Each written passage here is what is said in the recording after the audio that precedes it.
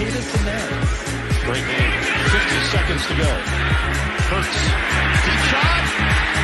Hauled in, Devontae. Sure. Before the press conferences even start. I mean, we could talk for 45 minutes just about how atrocious the defense is. He's just picking the big guys. Jordan Mailata, he's huge. He'll be good later on. Josh Sweat, he's tall as hell and strong. Let's get him. We'll figure him out. It's working.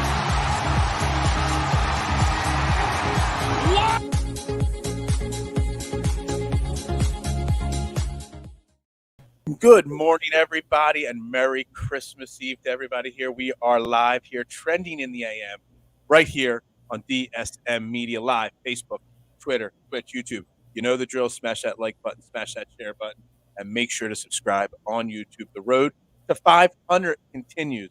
And as always, in all shows on DSM Media, we're brought to you by Manscaped, the leader in men's grooming products, the GOAT and below-the-waist maintenance. Check them out.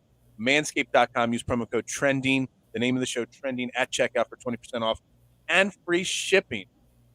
We're joined this morning on this Christmas Eve by a very special guest. Super excited to have her on to talk football, to talk pro football, the Eagles, college football, Alabama, all different kinds of great topics. We may even get a Celtics fan's opinion on the Sixers at the end of the show. Ashlee Woods, you know her from The Bell and the Bird. She does work with Francisco Rojas, the Rent Check show. She does so much stuff covering college football as well. Ashlee, welcome to the show. Hi, thank you for having me on. Just tell everybody a little bit about yourself. I know you're a student down at Alabama. You live in Delaware, but tell everybody all about yourself and all the great work you're doing on all different sports and different things right now. Yeah, so hi everyone again. My name is Ashlee Woods. Currently in Alabama. I am a student at the University of Alabama. Major is news media, of course, so this is what I do. I am currently the sports editor at the Crimson White, which is our student newspaper at the university, and I'm also the features and experience editor at 1956 Magazine, which is also a magazine run by student media. At the University of Alabama. I've been working with both of those publications for 2 years now. Well, almost 2 years. It'll be 2 years in like May. And then I also, of course, I am a contributor for Bell and the Birdman, and I do the Rent Check with Francisco Rojas, begrudgingly or happily. It depends on the week, honestly. And then I cover Alabama football. And I also cover Alabama women's basketball, and I've been doing that for the past couple years. And I also occasionally talk Eagles football. Not a lot, though, because, I don't have enough time to spend my energy on the Eagles as much as I used to. But I occasionally put a little quirky quip out there somewhere. But yes, I am excited to be here, and I'm excited for you to have me on here. Awesome. Before we even start talking football, I went to a small Division III college, Widener University, right, Chester there. But I did spend one weekend at a major college. I went down to the University of Maryland back in the late 90s when they won the national championship game in college basketball, when they won the NCAA tournament. And the partying was crazy. What's it like going to, such a big school like Alabama? I mean, it's got to be a massive complex, on campus there. What's the experience like going to not only a big college like that, but a school and covering a football team there that's just, it's the program, and it's the football program in college. So what's that experience like being there? Well, first to answer the first part of the question, like going to the school. Well, Tuscaloosa is a very small town. It's like about this big. It doesn't have that many people there. And literally 90% of the town is University of Alabama. There's 3 other colleges there, but you wouldn't even know that there's 3 total colleges in Tuscaloosa, because the University of Alabama basically runs the town. Right. It's great. I mean, it's a great experience. I fell in love with the campus when I first toured there. I never thought I would be going to Alabama. I thought I was going to be a hotshot smart kid and be taking my talents to California and going to Stanford. That did not work out, and I went south and I went to Alabama. But it's great. I started covering Alabama football last year, so very, very different year than what I've experienced in the past because of COVID and everything. But I'm just super grateful to be able to be in the same room, in the same presence as Nick Saban and Bryce Young, because it's an opportunity to learn from some of the greatest and cover such a great program at a young age. And I'm just thankful for the CW for giving me the opportunity. Shout out to Keely, the editor-in-chief over there, for giving me the opportunity to still cover this sport. And shout out to Rebecca, the former editor-in-chief, that took a chance on a kid who never written an article before. So I'm just grateful to be there. It's a fun time, I'm curious with like Nick Saban being such a big time college coach. Does he give like the students like the time? Like if you look at the Eagles, you got all the media guys that go to an Eagles press conference or are trying to get Nick Sirianni or whoever the coach of the Eagles at the time is time, and the younger generation of reporters are kind of at the back of the line, don't necessarily always get the opportunities. Being that it's a college, does he give the students and the student papers and the student reporters like opportunities to at least ask questions, let alone like interact with you guys on a regular basis? Listen, if you're in that media room when he's doing a press conference, whether it's a Monday press conference, a Wednesday press conference, or a post-game press conference, he's going to treat you like a professional because you are in there as a professional. And he's going to expect you, he's going to interact with you as a media professional. Of course, he's built relationships with the people that have been there over time. And of course, he can't really build that relationship with a student because it's like only 4 years, and whether they go out and go to like Pittsburgh or Tennessee or whatever, the hot spot now for Alabama students is Texas. Like he can't build that rapport, but he's always been very respectful, and that's just not Nick Saban. That's like players in the program throughout. They've always been very respectful to the media and appreciate what the media has done. I mean, Nick Saban has thanked the media several times of how they've covered Alabama football over the past couple of years, especially with COVID and everything.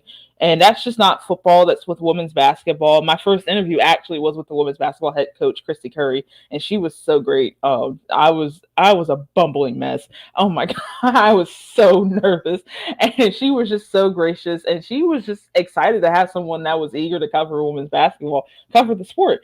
And I'm so glad to be able to cover such programs with like such people that care about the media and respect the media, what they do.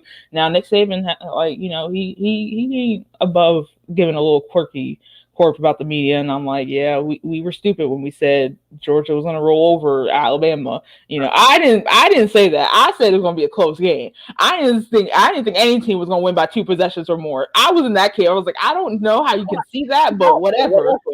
It's so fun being able to sit there and talk to Nick Saban and get the chance to ask him a couple questions. He treats you like a professional, and that's what I respect about him.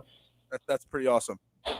We're going to circle back to Alabama and college football at the end of the show when we're going to ask you about Alabama and their chances in the college playoffs and all that kind of great stuff. But we got to get to the Eagles. Eagles against Giants this week. Obviously this team. I said it yesterday on the show.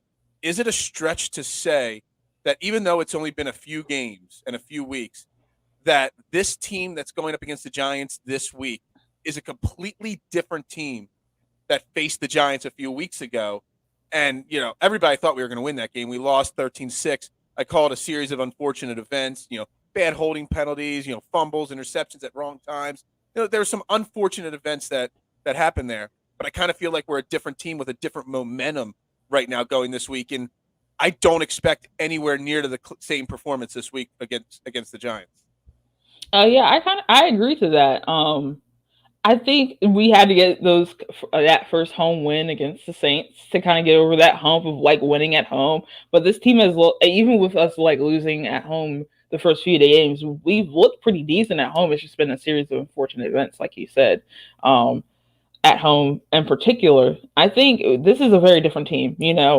This team looks like a team that's trying to make a push to the playoffs. They know that maybe the division's out of the hand and maybe they're not going to go far in the playoffs, but they're at least going to try and they're going to push for it because they know that the city sees that they can push for it and they can try for it. So they're going to compete as well.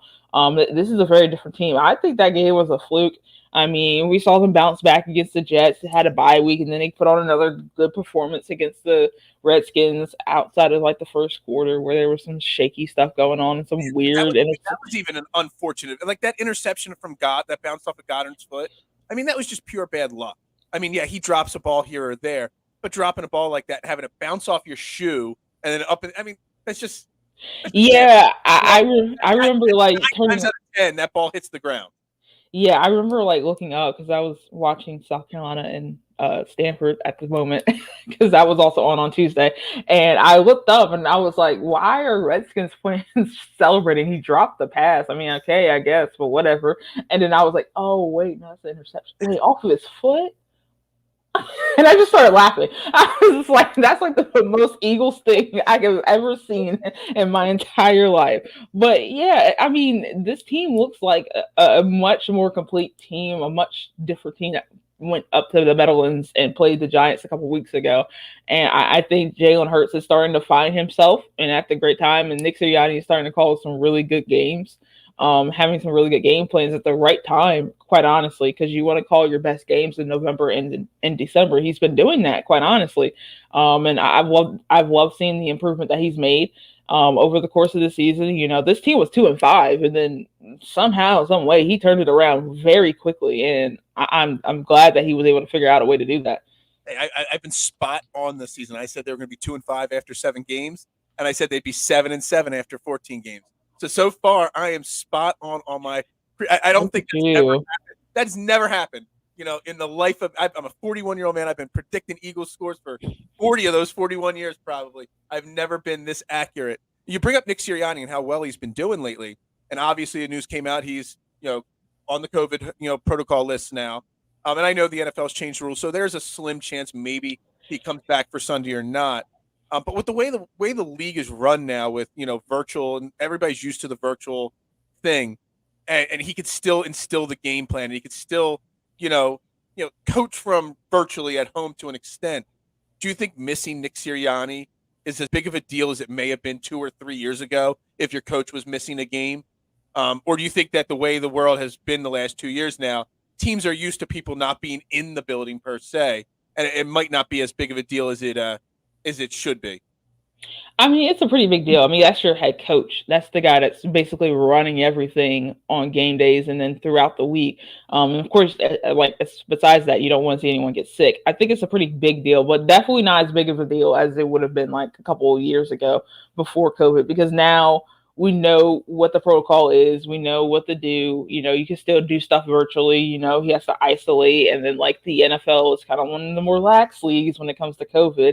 And there's a chance that he can come back on Sunday and everything will be fine. But I appreciate the fact that, like, nothing is really changing with the Eagles. So that means that there's like a system already in place where there's like collaboration going on and calling plays, and basically nothing changes. And that's what I like. That's what I liked hearing when he had that press conference after it was announced that he had COVID. That basically is nothing changing, and that's the thing that you want to keep the same. Like when things go south, when things like weird things and wacky things out of your control doesn't like happens, you have to keep some sort of like stasis and like keep things the same. And Kevin Patullo, who was already doing stuff on game day, so him stepping up into like a head coaching role is not that new. Right. Shane is still going to be calling some plays. The defense is still going to be run by Jonathan Gannon. And they're not missing too many players. I was more worried about an outbreak and us having to postpone yet another game, and there hasn't been too many players that have gotten COVID or tested positive for COVID.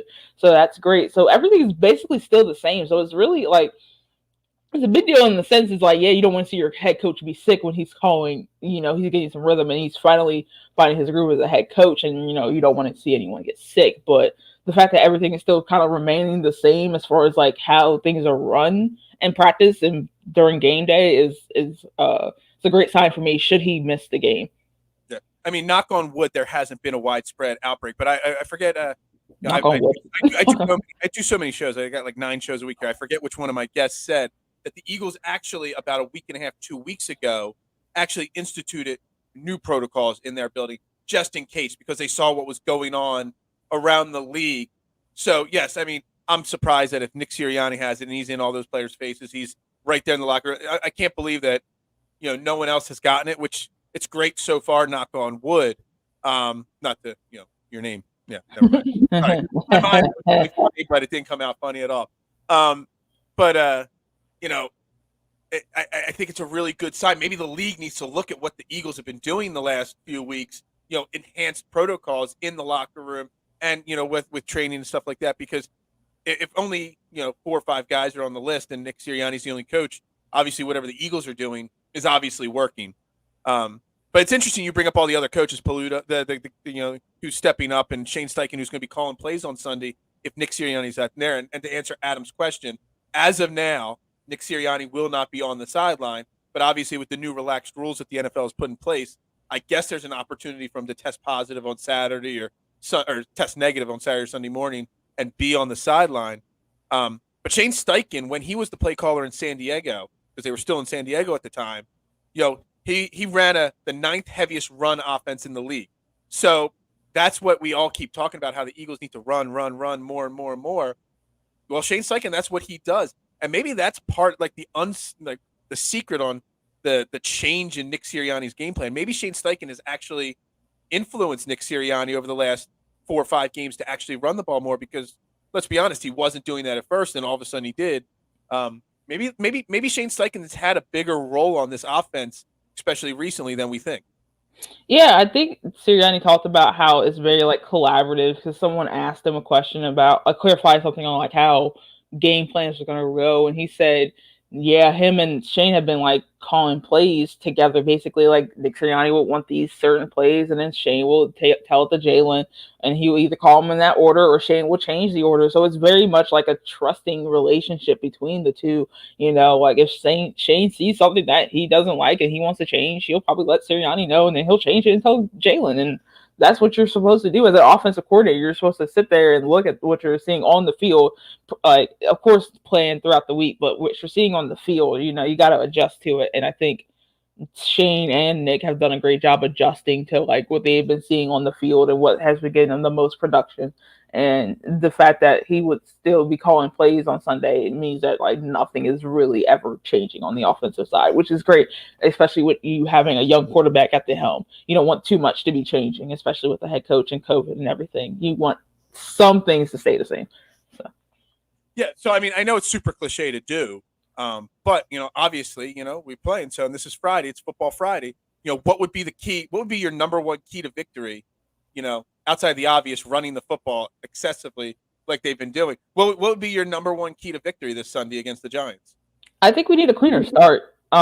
We fortunately got lucky because it's the Washington football team, where the first 15 minutes didn't wind up not mattering as much. But I still think we need a cleaner start to this game, because we can't give Jake Fromm short fields, because then Jake Fromm's going to get comfortable, and he's going to Jake from State Farm. I made that joke yesterday, and Jason, my co-host, did not laugh or whatsoever. I don't even know if he heard me make that joke. I love cheesy jokes, and that is the ultimate cheesy joke this week. And no one's laughed at all when I said it. I've been making that joke since he was a Georgia Bulldog. We can't give him short fields like we were giving Gilbert short fields. We have to take advantage of the fact that they are experiencing some COVID issues and experiencing some injury issues, and this is not that great of a team. And we have to take advantage of that. We got to control the line of scrimmage. We got to play cleaner ball. We can't be having good plays be nullified because of holding penalties or, doing stupid stuff, turning the ball over. We got to play cleaner football at the start. And, I know it's not about how you start. It's about how you finish. But in this case, it's about how you start, because if you give Jake Fromm short fields, I mean, he can come away with 3 points. He can come away with 7. And you want to make sure you're dominating the ball, dominating time of possession, and playing clean football from the get-go, because that just puts you in a better position to be successful and get the W. So I think just playing clean football. We don't know what Jake Fromm is in the NFL. I mean, we know what he was at Georgia. I mean, he put up plenty of great stats in college, but he's had 12 passes in the NFL so far. 12. We don't really know who Jake Fromm is yet. So, I think, giving him short fields can give him confidence. And, I mean, Jake Fromm put up plenty of big performances in college. So you definitely don't want to let him get into a rhythm or get any momentum going on Sunday whatsoever.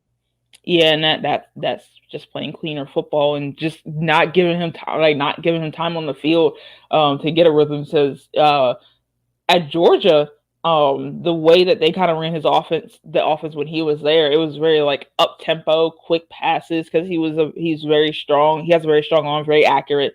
And once he got into like a rhythm, like 6 passes, like he was going, he was just zooming through and like torching defenses.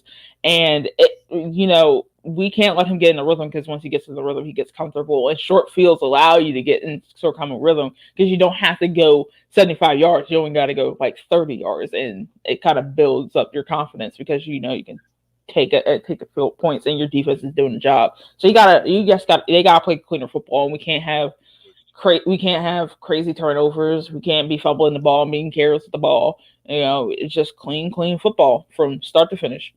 Yeah, Adam checking in with the turnover battle. Yeah, I mean that's like the ultimate cliche, the turnover battle. You got to win it to win the football game. But it's such a true and accurate statement. And if you look back, we lost to the Giants.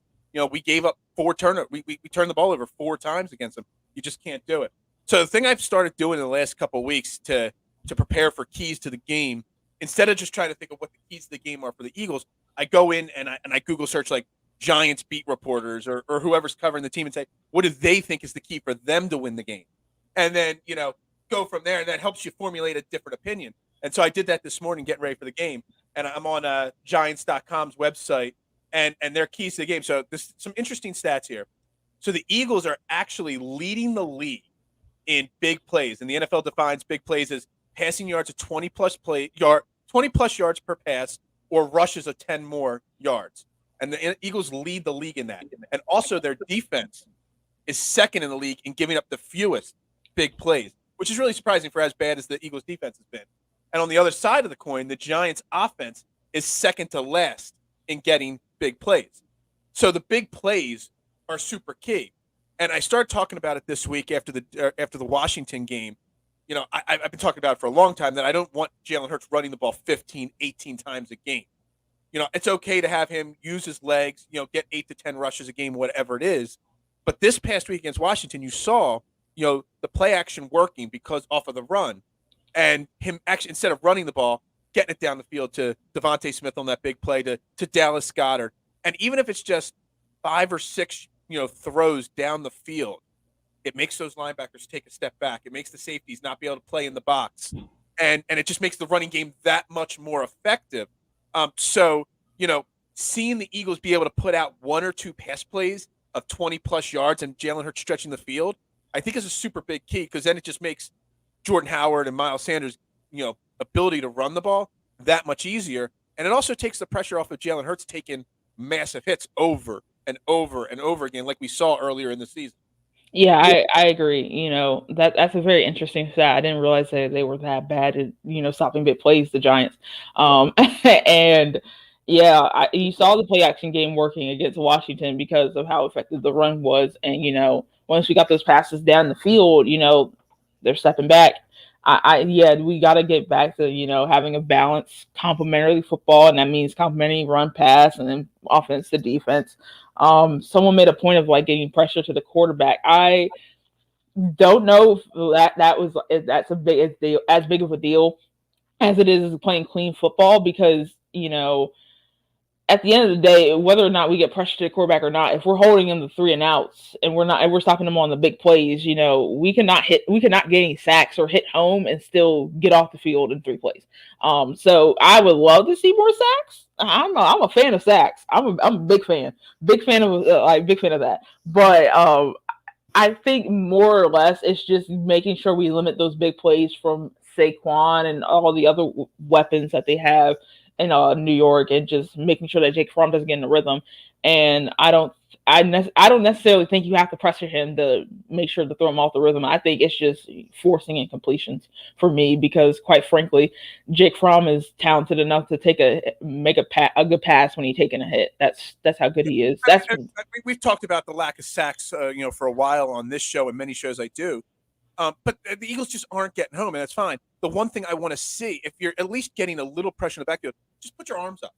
How many batted balls can you even count that the Eagles defensive line has had this year? Really good defensive line. I mean, maybe 3 or 4 batted balls all year long. Maybe 4.5, maybe 4. You see the greats like the Bosas, the Watts. If they're not getting home, the Aaron Donalds, they get their hands up, they bat balls, and that obviously it's an incomplete pass, or it creates a turnover potentially. So I just want to see a little bit more of that from the defensive line. If you can't get home, do something to disrupt, Jake Fromm or whoever the quarterback is by getting your hands up. That's all you got to do. These defensive linemen are 6'5", 6'8". You put your arms up. That's eliminating that throwing lane big time for a quarterback. So even if you're like struggling to get through your block from the offensive lineman, you can just put your hand up real quick when he's throwing the pass and just disrupt that thing. Mess up the eyesight of the quarterback. It's a big deal. It's a big deal. And my man Scotty checking in. Can Miles Sanders get in the end zone for God's sake? Yeah, I don't know what it's going to take to get Miles Sanders into the end zone. I think somebody got to sell a soul at this point. I think somebody sold for a Super Bowl, and then we saw what happened after that. You know what? Sanders touchdown. I'm not selling my soul for that. I mean, okay, half of a soul, or maybe like a kidney, or maybe I don't know what it's going to take for us to get Miles Sanders in the end zone. One, right? Yeah, okay, just making sure. Yeah, but I don't know. Maybe this week is the week that Miles Sanders get in the end zone. I don't know what's going to take. Maybe we just got to like run 1 yard plays at the 3 yard line to make sure. That drives me completely nuts. Whether it's Miles Sanders, or Jordan Howard, how many times that I know the theory behind it. I just don't agree with it. I'm an old school football guy. When you're on the 1 or 2 yard line and it's 1st and goal, you just run the ball 4 straight times and you get it into the end zone. But the Eagles and their offense are constantly spreading it out, rolling out, running RPOs along the goal line and stuff like that. I just want to see Miles Sanders or Jordan Howard, if we're on the goal line, just get 4 straight pounding, H-back dives right up the middle, and they just don't do that. And this offensive line, I think if you got 4 chances on if you're 1st and goal on the 1 or 2 yard line and you give this offensive line 4 tries, they're getting in the end zone 3 out of those 4 tries. I agree. But they don't do it. And it's super frustrating to me. And I think that's why Miles Sanders doesn't have that, touchdown just yet. Yeah, I would love to see him run the ball more, especially like when they're that close to the end zone. But it's the style of the game today. You're doing rollouts to try to trick the defense because they're going to try to load the box if you run the ball. It's the nature of the game, calling a pass on the 2 yard line. It's how they call games now, and I hope that they realize that this offensive line is really, really good. All of them were very high graded on PFF last week for their performance against Washington. I just hope they just take advantage of how good this offensive line has been. Not even just the starters, but the depth throughout the line. They've just been very consistent. So shout out to Jeff Stoutland for having them prepared. I just hope they take advantage of that and let Miles Sanders get a touchdown. I don't care what kind of touchdown it is. I don't care if they run the ball in. I don't care if he cares if he catches a pass and he runs 30 yards into the end zone. We just got to get him into the end zone, and then we can stop talking about it. I want to see what that touchdown. So after it's been bottled up all year long, I want to see what that touchdown celebration is like. When you get into the end zone. Watch it be like the most mute celebration. It's just like, yeah, I got it. He just walks to the sideline. I like that. All right. So to pun off your show with Francisco Rojas, the rent check is due. How does the game play out, and how do you see the final score playing out this week against the Giants? Gosh, score predictions. I'm terrible. Your rent is due. You don't have to give an exact score prediction, but the game theory, like your game plan, how's it playing out for you? I mean, I think we're still going to keep running the ball. I mean, why stray away from it now? It's worked. It has been working. I don't think whether Nick Sirianni's there or not, I don't think Shane's going to shy away from the running the ball. So I think we're gonna run the ball, and we're gonna see them using the play action a little bit more because it was successful against Washington, and just forcing the defense to have to play to cover those big plays and try to prevent those big plays, and that creates opportunities for Jordan Howard and Miles Sanders to do what they need to do on the ground. I think the Eagles are going to win this game. It's going to be a lot better performance than it was in the Meadowlands, hopefully, for sure. I hope so, because that was terrible. I think I was coming home from that game from Atlanta, and I just came back and I was like, oh, this is not good. So I just hope. I really do hope that that they figure out that they just do what they've been doing for the past couple of weeks, just running the ball, implementing the play action, some short intermediate throws, and then some down the field throws here and there, and just take as much pressure off of Jalen as possible. and just let everyone else do the work. Let him be a game manager and let everyone else do the work on the offense, and then you'll see what happens. And quite frankly, when that happens, you're winning football games. So keep doing that. Well, I agree with pretty much everything you said. The only thing, because obviously I'm going to give a score prediction because I love giving score predictions, and I'm never right. Although my partner, Jason Voorhees, who's sometimes on the show with me, he called the Washington on Tuesday morning. He said 27-17 is the score that it's going to play out. And I don't remember how he said it was going to play out that way, but he did say that was the score, and he was right. And he's not. I get like 4 text messages a day reminding me that he predicted that exactly right. But I think there's a tale of 2 different games that could happen. The Eagles win both the games no matter what. But Jake Fromm seems to be the starting quarterback, but technically the Giants have not, said that yet. It could still be Mike Glennon. If Jake Fromm's the starting quarterback, I think it's actually a little bit closer of a game just because Jake Fromm's an unknown and we just don't know what he's capable of. If he gets a full 60-minute game, if we get up a lot and then they a little prevent defense, maybe he scores a touchdown. So I got it 27-13 Eagles if Jake Fromm is the starting quarterback. And he gets a late touchdown to make it a little closer because he gets into a little, rhythm with that prevent defense, maybe get some stupid, yards, late in the game there. But if it's Mike Glennon, I got 27-9 because there's no way Mike Glennon's throwing a touchdown or getting a touchdown against this Eagles defense because Mike Glennon is just he's Mike Glennon. See, I said that about Garrett Gilbert, and he wound up getting a touchdown. So that was because of the turnovers. As long as we clean up, Garrett Gilbert's touchdown was because of the turnovers. The last game. I mean, we won against Washington 27-17, but in my mind, it wasn't even that close of a game. It really felt the way it played out after those first 2 drives and the turnovers the Eagles had and the scores that the Washington had off those turnovers, it really wasn't that close of a game. You take away that first section of the game where we were sloppy, we beat ourselves in the first quarter, it was a 27-7 game. So I'm not as concerned about that. I'm not concerned about what's eating Gilbert great. I'm just messing with everybody. No, I get it. There's people that literally believe what you're saying there. So, yeah, no, not happening. All right, so let's go around the rest of the NFL. It's Football Friday. There's a hell of a lot of parity in the NFL right now. First and foremost, tomorrow's Christmas. Tomorrow's supposed to be NBA basketball. The NFL is throwing us 2 football games tomorrow night.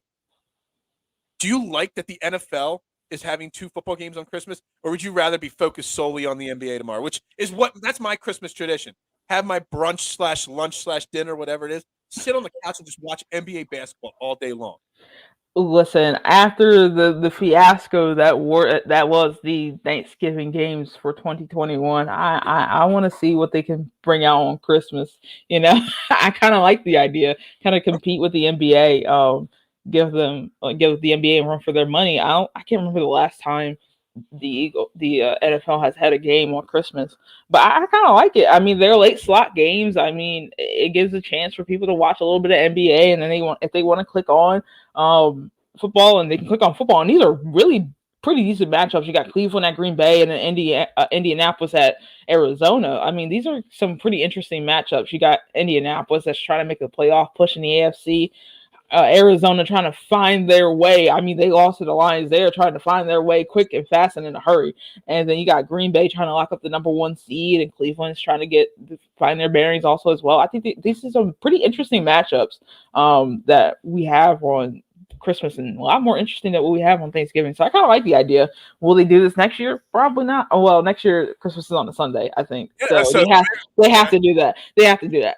But I kind of like it. I like having games on Christmas. I like having different sports that I can watch. Games on Christmas, I was like, I don't know. And then before the season, you don't know how the season's going to play out. You're looking at like Cleveland versus Green Bay. There's no rivalry there, or Indy and Arizona. There's no rivalry there. But you nailed it on the head. This game means so much. These 2 games mean so much for all 4 teams that are, especially with Tennessee winning last night against the 49ers. The Colts have to win to keep pace in the in their division if they want a shot at that. The Cardinals. I mean, who would have thought if I would have asked you? I don't know if you're into gambling or betting lines or anything. If I would have asked you 3-4 weeks ago what the line of the Cardinals Colts game was going to be, there's no way you would have said that the Cardinals at home on Christmas Day would only be favored by 1 point over the Colts. There's no the trajectory of those two teams in the last couple of weeks. So Yeah. It's going crazy because Arizona started off hot and they look like the team to beat in the AFC and NFC. Sorry, and yeah, it's kind of gone south very very quickly for them in Arizona, and it's gone bad. And yeah, I'm not a betting woman. I like saving my money because 9 times I out of 10, $1 a game. That's what I do. I'm a baby better. I bet $1 here or there, $2 on a parlay. That's it. When I talk, I just love talking about betting.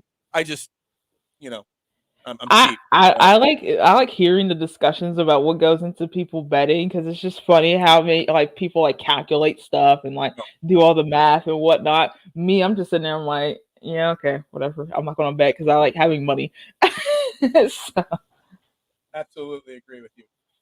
So we got that. Then what about the rest of the league? The league. I mean, there's quite a few good matchups. I mean, you got the Ravens Bengals fighting for the division or for the playoffs and the division. Bills Patriots, same thing. You got the Eagles Giants, obviously. There are quite a few decent games on the slate this week. Are there any other games that really jump out at you that you're really excited about this week? I'm excited to see Washington and Dallas just because I want to see how Dallas kind of handles basically walking up the division on Sunday and see if they can actually do that. And then also they're in a good position to be a top 2 team in the NFC. So I want to see how they kind of handle that on Sunday night. I'm also interested in like you said, you mentioned it earlier, Buffalo and New England. I mean, the trajectory of those two teams has been vastly different than what anyone can project it. I mean, I knew Matt Jones was going to be something great in the NFL because he's a Bama boy, but the way that season kind of went, the season's kind of went, being 9-4, I believe. And, Buffalo was supposed to be the team. They were supposed to be the macho team and repeating the division again. And now everybody's like, oh boy, are the Patriots going to get right back on the horse and dominate the division for yet another 10, 15 years? So that's a very interesting matchup.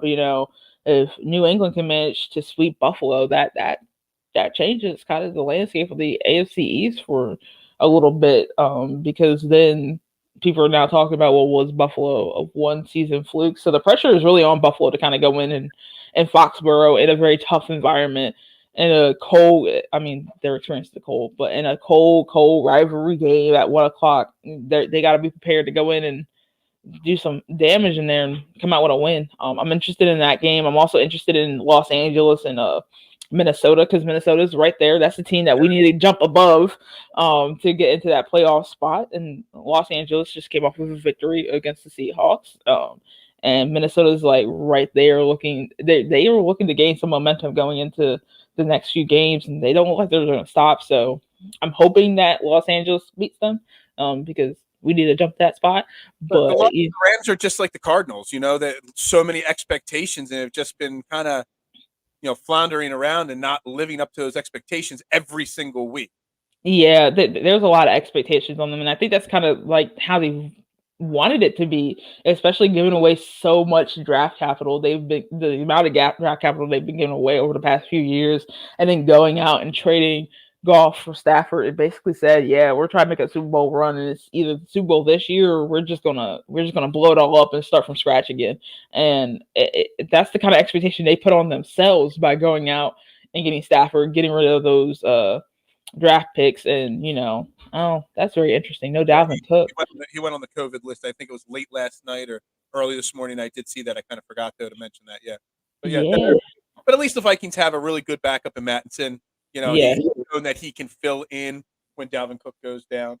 I mean, you're bringing up all the great games. You've pretty much covered them. I mean, obviously Ravens Bengals are the same, big division game there.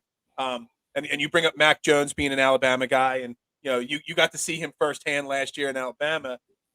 Another former Alabama guy. I'm actually excited for the Monday Night Football matchup. I know Tua, is an Alabama kid. And I'm not excited about the Saints. I think the Saints are slowly falling apart this year, and they're going to miss the playoffs. But I don't get the opportunity to watch the Dolphins, and I think the Dolphins are a curious team to me. they're a team that can make the playoffs, even though they're at 7-7. They've got so many teams to leapfrog.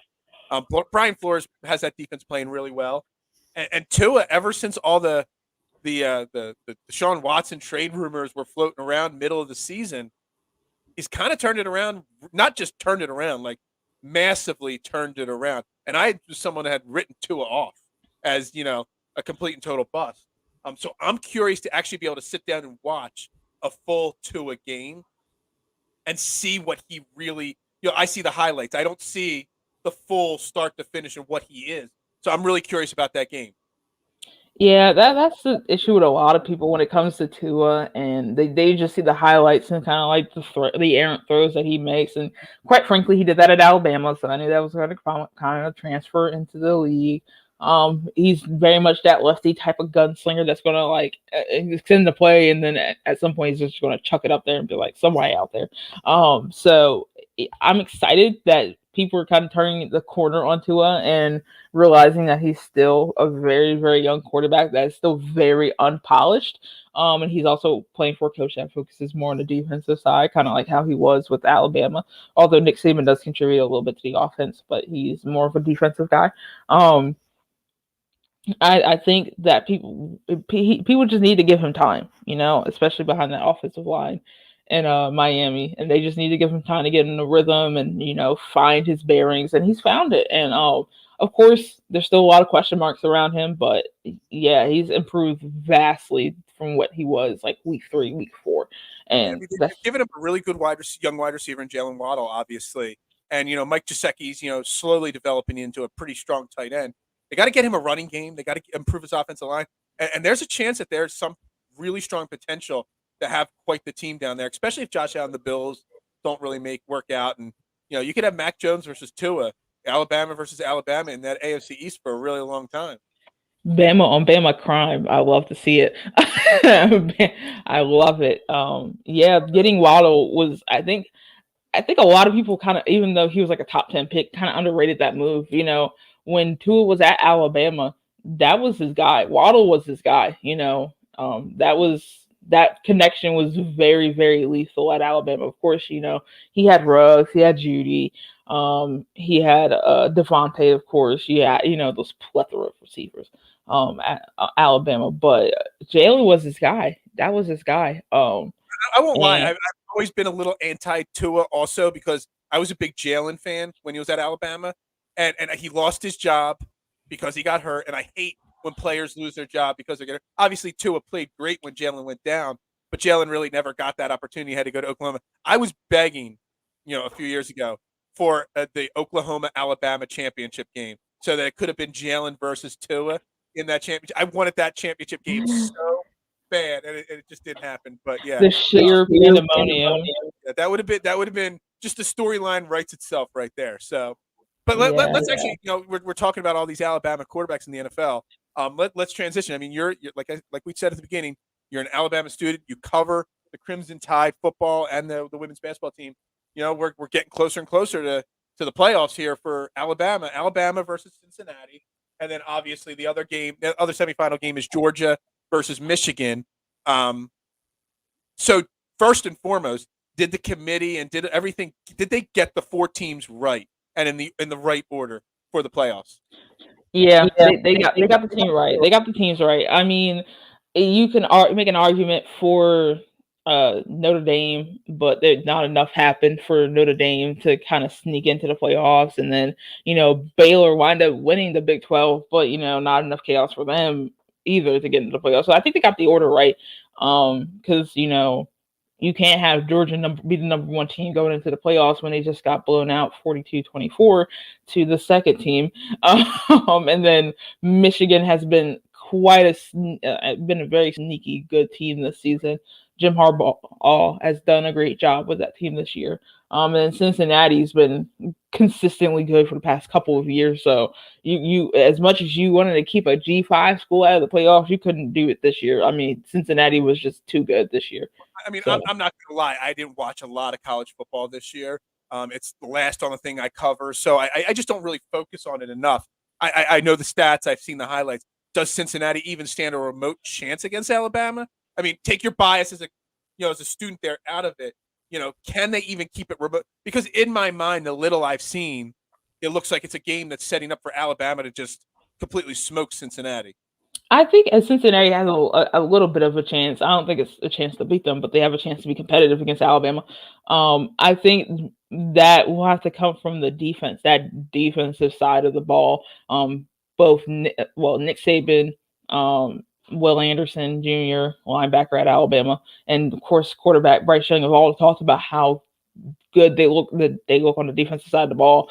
Bryce Young said they're ball hawks, Nick Saban said they're ball hawks, and Bryce Young said that they just pop the CBs over there pop on the screen. And then there's Desmond Ridder. He's been a very good quarterback for Cincinnati this year, mobile quarterback. And Alabama tends to struggle against mobile quarterbacks, so as far as like containing them and like keeping them in the pocket and forcing them to beat them with the arm and not the legs. But they've gotten better over the season. I think that's just kind of how Pete Golding's offense kind of works. They're going to struggle a little bit against mobile quarterbacks, but they've done a pretty decent job this season with containing them and forcing those mobile quarterbacks to beat them with their arm, and they've won games that way. So I think this is a different type of team that Alabama has seen yet. They play a different style of offense that they don't necessarily see in the SEC. And I think that Cincinnati has a chance to be competitive against Alabama, but I don't think Alabama is going to lose to Cincinnati. So real quick, before we get into the rest of this, because I had other questions on the two games. So I saw that Hawaii canceled the Hawaii Bowl because of COVID. I've seen some other games where teams have withdrawn, and there have been, I think Rutgers got into a bowl game to sub in. Does the NCAA have a different plan? Because you don't want to see Alabama or Cincinnati have to withdraw and just forfeit the game. Do they have a different plan for these two obvious big semifinal matchups and the championship game versus the other bowl games that are, they're important to the schools. They're fun to watch, but if you change it up, it's really not affecting the grand scheme of things. You know what I mean? Like you can't pull Cincinnati out and put Notre Dame in. You know what I mean? If there's a COVID breakout there in Cincinnati. So is there a different plan right now in place for them? Or so a couple of days ago, I actually got the email for it because my email's been blowing up for a media schedule and everything. I'm getting everything in order for the Cotton Bowl because that's next week. And then I'm getting stuff in order for the national championship. So, yeah, there is a different protocol in place, and it's a very complicated, drawn-out nightmare scenario protocol. So as far as the semifinals go, I'm gonna try to be as accurate as possibly can on this. So if one team from either semifinal, so like if Alabama and Cincinnati, if Alabama has a COVID outbreak and they're forced to forfeit, Cincinnati goes to the national championship, and then the next game plays on, and then Cincinnati will face the winner of Georgia and Michigan, and vice versa. Should Georgia or Michigan, they'll face the winner of Alabama and Cincinnati. Should an entire game get wiped out, so two teams, whether it's Alabama and Cincinnati or Georgia and Michigan, have to forfeit because of a COVID outbreak, that the other semifinal gets moved to the national championship game. That's the national championship game. They compete for that. If three teams, so a full semifinal game and then half of another one, have a COVID outbreak and they have to forfeit the game, whoever is the sole team standing is named the national championship, and the national title is not played. If the semifinal games go on, you have your two winners, and then you have the two people that are playing the national championship. Should a team on either side have a COVID outbreak, the game will be postponed, but it will be postponed. It has to be played by Friday, January 14th. And if it's not played, or they have not postponing the semifinals, but they would postpone the national title game. Yes, and if they don't, if the team that has the COVID issues don't resolve it by that date, whoever, they will have to forfeit and they will become national champion. And I believe if both teams have a COVID outbreak during the national championship, the national championship is forfeited and there's no national champion for 2021. I'm not sure about that one. I have to double check that one though. That's kind of crazy. Well, at least they have a for postponement for the national title game and stuff like that. It's a very nightmarish scenario, and it's very chaotic. And I try not to talk about COVID as much as possible. Unfortunately, the last week or two, I've been talking about it way more than I have in the last 2 years on shows. But it's kind of something that that's great information from you because I didn't know all those details. So that's awesome there. So who plays in the national championship game against Alabama then? Because I'm just saying, because I know you're going to pick Alabama over Cincinnati. So who plays against Alabama? That Georgia-Michigan game is a very interesting matchup. I think a lot of people are overlooking Michigan and how good they've looked this season. I think Michigan could come out with a win against Georgia. I think they could. Your girl's gonna be very excited. So the guy I do my fantasy football and fantasy golf shows with, he's a Michigan State alumni, and his girlfriend is a Michigan. She played soccer at the University of Michigan, so it's a really quite a big battle this year between the two of them. So he's gonna love. He's not gonna love to hear that. Well, Georgia Bulldog fan for one day. That's unfortunate for him, but I think Michigan has a shot of beating Georgia, and a Bama-Michigan matchup is not as out of the cards as people think it is. I mean, people are still saying, yeah, it's going to be Alabama-Georgia in the national championship. We'll see them again, but I think Michigan has the tools to beat them. They have a pretty good rushing attack, and of course, Alabama didn't run the ball as well as they have been against Georgia, but they were able to kind of force the linebackers to, adjust to those big plays that they were calling with the play action run and, the downfield shots, because Jamison Williams was busting the defense wide open, which opened the opportunity for the run to be pretty effective and open up the passing game a little bit. And I think Michigan can do the same against Georgia, and I think a lot of people are overlooking Michigan because it's Michigan, like they don't belong here. But Michigan's been a pretty good team this season, so I think I'm going with Michigan winning that game. And then a Bama-Michigan national title game, and that's a pretty interesting matchup. The last time they played was in 2020 before COVID, like January of 2020. What a magical time! And ages ago. Yeah, ages ago, like in the Citrus Bowl, and Bama won that game, but it was still a pretty interesting matchup. So I'm excited to see those playoffs. I'm very intrigued by that Georgia-Michigan game, and of course Alabama-Cincinnati, because I'm always intrigued by that game. I'm always intrigued by Alabama football. So obviously, yeah, you got a reason there. All right, well that's pretty awesome. So real quick before we wrap this up, before we went on the air, I was getting to know Ashlee a little bit better, and I realized she wasn't a Sixers fan. She's an Eagles fan, and she lives in Delaware, but she's not a Sixers fan. She's a Celtics fan. Which, hold on, I don't know if I have a boo on. No, I don't have a boo on my sound effect board. I'm going to have to download that. I got a lot of laughters, but no boos. Hold on, no. This is what you get. Yeah, it's the best sound effect I can do for being a Celtics fan. But last night, the Sixers just got embarrassed. I know it was only a 2-point loss against the Hawks, 98-96, but it was kind of an embarrassment because the Hawks are ravaged by COVID. Obviously led by their star Trae Young being out, Kevin Huerter being out. Sixers have a few guys on COVID, but bench guys. As a Celtics fan, how do you feel about the overall play of the Sixers at this point? It's extremely disappointing, but it's also there's no direction or identity for the team. Is that noticeable to non-fans of the Sixers that this team is just kind of lost at this moment? Yeah, it was noticeable in the offseason when that whole Ben Simmons nonsense was going on. It's very noticeable that this team has no identity. I mean, like the identity for like the better part of like 3-4 years was the process, which was Joel Embiid and Ben Simmons, and that was the team. That was like the team that was going to lead you to a championship.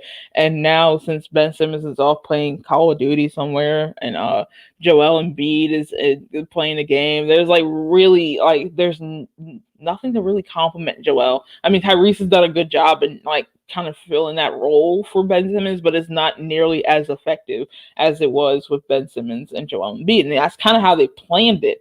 And it's kind of sad because Sixers fans have been seeing some pretty decent basketball the past couple of years, and now it's kind of just like it's all for naught because someone's out there, he's dealing with mental health issues. If he's dealing with mental health issues, I hope he gets the help that he actually needs, and not just claiming mental health because he doesn't want to play basketball, because that's a different issue for a different day.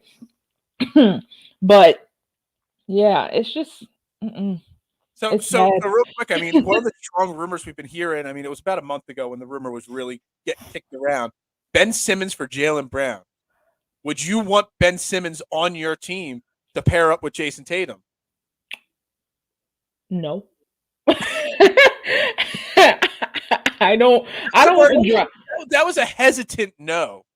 My no is now no longer hesitant. Absolutely not. I don't want the drama that comes with Ben Simmons. I don't want the outside noise that comes with Ben Simmons. He's a great player, but he does so much crap off the field that it kind of just ruins the play that he does on the field. And like Jaylen Brown and Jason Tatum has been working, so I don't want to. I mean, why is there so many rumors that Jaylen Brown and Jason Tatum need to be split up?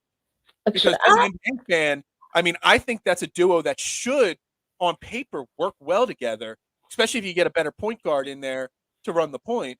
It seems like Brown and Tatum should be complementary, not like at and odds. They do need a better point guard. I haven't been watching too many Celtics games. I don't get many of them because I live in Alabama for school.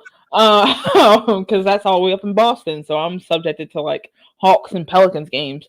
And I don't want to watch any Pelicans games right now.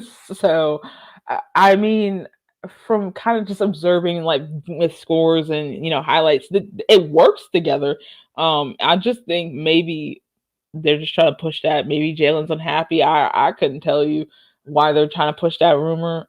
But I think that's a duo that works together. Maybe they're trying to find something that was different because it hasn't been as effective as they want it to be, and maybe they think Ben Simmons will be more effective there, and they may not have to spend money to get a pretty decent point guard. So, interesting. All right, well that's cool. So Ashlee, thank you very much for coming on this morning, this Christmas Eve. Ashlee Woods at Ashlee M Woods on Twitter, rising star in the media world, in the Twitter world, in the podcasting world. I love her. You and your partner Francisco Rojas. I love you guys. You guys do great work. I love watching Jack Shorty there that you guys do on Bell and the Birdsman network. It's Christmas Eve. Do you have any Christmas Eve traditions that the Woods family has to do tonight or tomorrow outside of waking up early to open up Santa presents? Is there any Woods traditions that I need to know about? Well, me and my parents just went to the store before this show. I had to get up extra early because my mom was like, I want to go to the store before it gets crowded. And so we're probably going to have dinner tonight, and then we're making cookies, and then probably watch Christmas movies. That's like the tradition. What is your favorite Christmas movie then? Home Alone. That's my favorite. It's a great Christmas movie. I love Home Alone. I watch it at least 3 or 4 times every Christmas season, at least. And I'm a 41-year-old man, and I still watch it. I don't know. This is a total side tangent here. Have you ever seen? I forget which channel did it, but if you remember, do you remember pop-up videos? Yes. Music videos with little pop-ups on the side.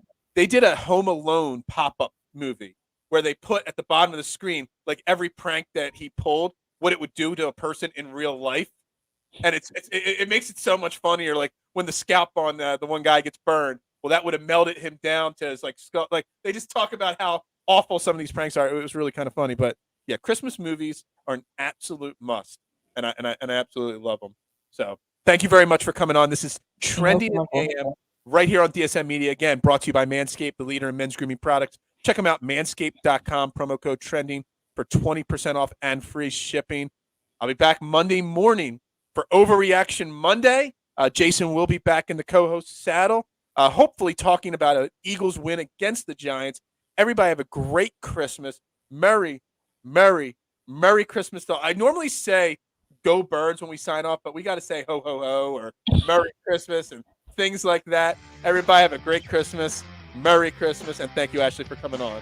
Thank you.